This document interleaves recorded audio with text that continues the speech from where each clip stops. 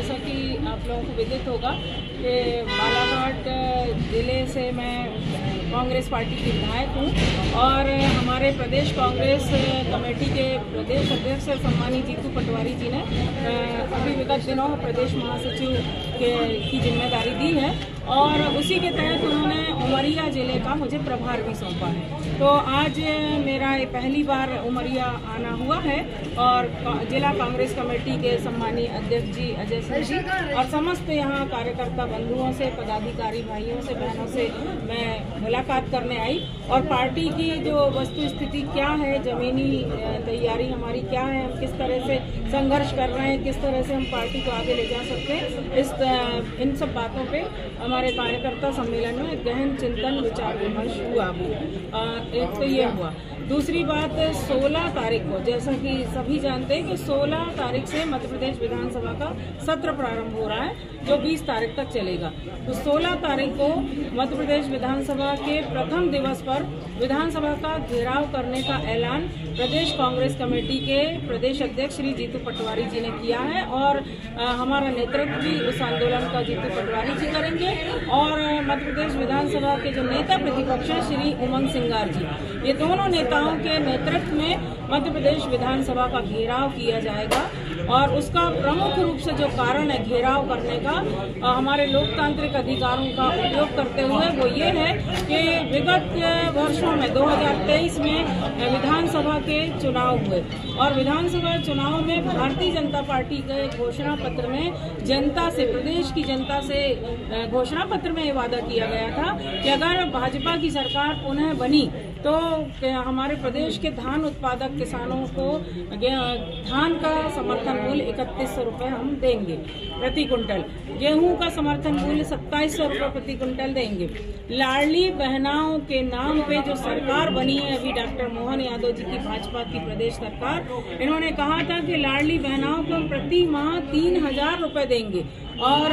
Soybean उत्पादक किसानों को 6000 रुपये प्रति कुंटल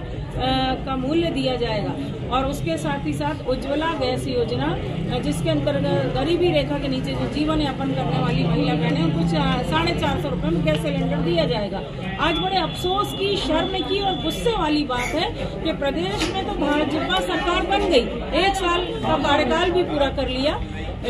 उसके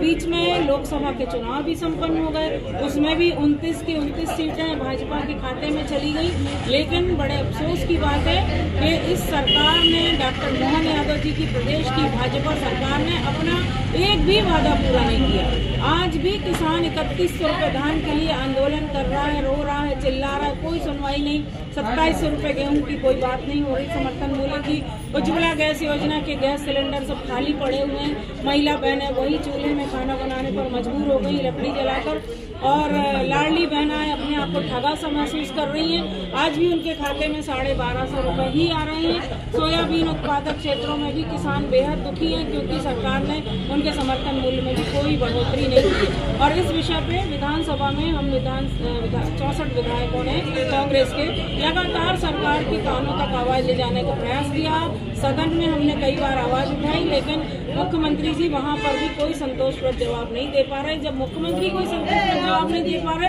तो उनके मंत्रियों से हम क्या बात करें, वो क्या जवाब देंगे। तो अब हमारे नेता जीतू पटवारी जी ने यही निर्णय लिया है कि अब इस सरकार को हम सड़क पर घेरेंगे, सड़क से लेकर सदन तक जो हमें अधिकार है, लोकतांत्रिक अधिकार है, उसका उपयोग करेंगे। तो हजारों की तादाद में जब विधानसभा के पहले दिन हम जब विधानसभा का घेराव करने जब कांग्रेस का छोटा से छोटा कार्यकर्ता भी पहुंचता है तो निश्चित रूप से मुझे लगता है कि सरकार पे दबाव पड़ेगा और जब सरकार पे दबाव पड़ेगा तो वो अपने वादे को याद करेगी और उम्मीद है कि वो वादा पूरा करे, नहीं तो चरणबद्ध हमारे आंदोलन जो चल रहे हैं वो चलते रहेंगे और तब तक चलेंगे जब तक हमारी जान है। उमरिया जिले के आप प्रभारी जैसे कांग्रेस की बनी, उमरिया में भी अफसोस की बात है, मैंने कहा ना कि ये सिर्फ लोक लुभावने वादे करने वाली पार्टी है भारतीय जनता पार्टी। इनको काम नहीं करना है, इनको धर्म के नाम पे राजनीति करना है, भगवान राम जी को राजनीतिक मुद्दा बना के वोट मांगना है और भाई को भाई से लड़ाने का काम करना है। अभी इनको कोई मुद्दा समझ में नहीं आया था तो क्योंकि हमारी आधी आबादी का हिस्सा महिलाएं होती हैं तो उनको भावनात्मक रूप से उनको गुमराह करने के लिए लाडली बहना योजना लेकर आ गए और उसके बाद सरकार बना ली लेकिन कोई वादा पूरा नहीं किया। तो जब ये समझ लीजिए जिनके दम पे सरकार बना रहे हैं, जब उनसे वादा पूरा नहीं कर रहे तो एस्ट्रोटर्फ ग्राउंड की मांग या वादा वो कहाँ उनको याद होगा। उस वादे को याद दिलाने के लिए भी मेरा तो कहना है कि यहाँ के नागरिक बंधुओं को जरूरत पड़ी तो मैं भी मैदान में हूँ, तैयार हूँ। तो इसके लिए भी हमको आंदोलन करना पड़ेगा और उनको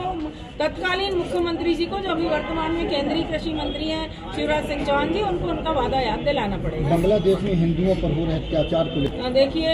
कांग्रेस पार्टी हमारी धर्म निरपेक्ष पार्टी है, सर्वधर्म समभाव का भाव रखती है। लेकिन जो बांग्लादेश में जो हिंदुओं के साथ अत्याचार हो रहा है, जो उनके साथ जाति हो रही है, उसकी मैं कड़े शब्दों में निंदा करती हूँ। कहीं से भी हमको